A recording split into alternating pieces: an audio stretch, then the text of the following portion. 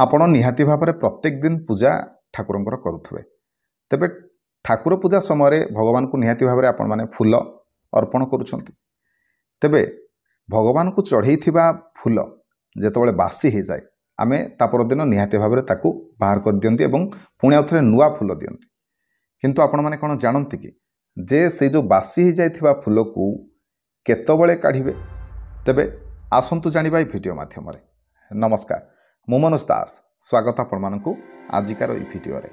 देखंतु पूजा को लेकिन आम शास्त्र मानक बहुत किसी नियम दि जाइछि बहुत किसी नियम दि जाइछि तेणु सबु किछि नियम को पालन करबा आम पक्षे संभवपर नुह। प्रत्येक दिन रो पूजा कथा मु कहूछि, मंदिर नीति कथा अलगा, घर पूजा कथा अलगा। तेबे मनीषटीए तार ताकू सुहेला भली ता टाइम रे ता समय हिसाब रे से भगवान को प्रत्येक दिन पूजा करिथाए। आजिकाल मनीष व्यस्तबहुल जीवन भितर बंचुची तेणु प्राय लोक तरबरिया भाव में निहाती भाव में पूजा करुछंती। जदि 30 दिन देखिबा ताले 10-15 दिन एमिति पळेबो जाकि तरबरिया भाव में से पूजा करुथबे। तबे एई समय मध्य आमे जदि सठिक नीति जानिथिबा तरबरिया भाव में हेले मध्य आपण माने सठिक नीति रे पूजा टिकक करि परिबे। काहेकि ना पूजा सठिक नीति रे हबा निहाती भाव में आवश्यक। अवश्य पूजा केबे भी तरबरिया भाव में करबा अनुचित। एकाग्र चित्त मनरे एवं शांत परिवेश भितर पूजा करा उचित। तबे प्रथमे आपण माने जानि रखंतु जेतबेले आपण माने पूजा करंती तबे निहाती भाव में कौन करंती आपण माने जे जेतबेले भगवान को आपण माने स्नान करंती गंगा जल हो किंबा अगुर मिश्रित कर्पूर चंदन जल आपण माने भगवान को ऊपर छिंचन करंती, छिंची दियंती। तबे बहुत लोक एमती कौन करंती ना जो ढाल रे बा जो पात्र रे रखिले से पानी ता कोन हाथ बुड़े कि एमती छिंची दियंती। सेमिति करिबेनी, ताहा अशुद्ध होता है, अशुभ होता है।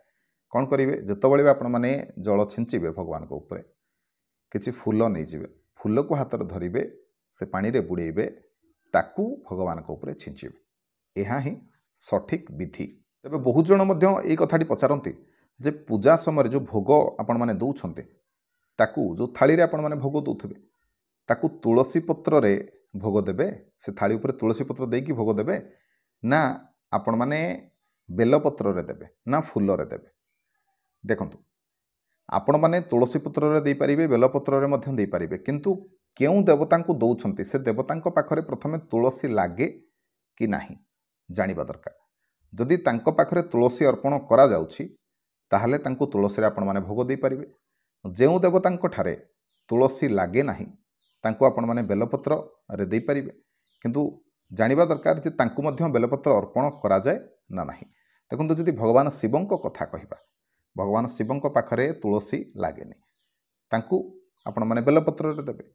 गणेशं पाखरे तुलसी लागेनी तांको आपण माने बेलपत्र रे दे परिबे, किंतु जेतबेले शालग्राम कथा हला, हम जगन्नाथं कथा हला, आपण माने तुलसी अर्पण करि परिबे। आउ गोटे प्रश्न बहुत जन मनरे प्रश्नटी बा बहुत जन मते मध्ये पचारिछन्ते कथाटी जे भक्तिर सहकारे देवालय मानकरे कौनसी मनुष्य जदि चाहे भगवान को निजे किछि तुलसी पत्र हो किछि फूल हो अर्पण करिवाटा उचित हबो ना अनुचित हबो। देखंतु जदि आपण माने कौनसी प्रकार विशेष पूजा करूछन्ते से समय आपण माने चढ़ी पारिबे, कौनसी असुविधा नाही। किंतु जदि आपण माने एमती मंदिर दर्शन करिवा पई जाइछन्ती आ पूजक आपणको से बेलपत्र हो फूल हो तुलसी पत्र हो जहाँ भी जदि चढ़ेवा पई अनुमति देइछन्ती बा दौछन्ती ताहले आपण माने एपरि करंतु। नहले कौन हबो आपण माने चढ़ेइबे सत किंतु सेथुर आपणको किछि भी पुण्य प्राप्ति हबनी, आपणको यह अशुभ फल दब। प्रथमे जे पूजक अछन्ती तांकर परामर्श नियंतु, तांकर अनुमति नियंतु, तापरे आपण माने एभली कले आपणको यार पुण्य फल प्राप्ति होइथाय। तबे ठीक सेमिति जेतबेले आपण माने पूजा करूछन्ती भगवान को निहाती भाव में फूल अर्पण करूछन्ती तबे सेही फूल अर्पण करिथिबा फूल बा चढ़ा जाइथिबा फूल को केतबेले भगवान को ठारू बाहर करिवे, केतबेले काढिबे। देखंतु प्रथमे जानि रखंतु जेतबेले आपण माने भगवान को फूल चढ़ौचन्ती सेतबेले फूल जेमती गछरे फुटी थाए ठीक सेही भली भाव में भगवान को ऊपर सजेइकी आपण माने फूल अर्पण करिवे। एवं बेलपत्र को जेतबेले आपण माने अर्पण करूछन्ती बेलपत्र को तळमुख करिकी अर्पण करिवे।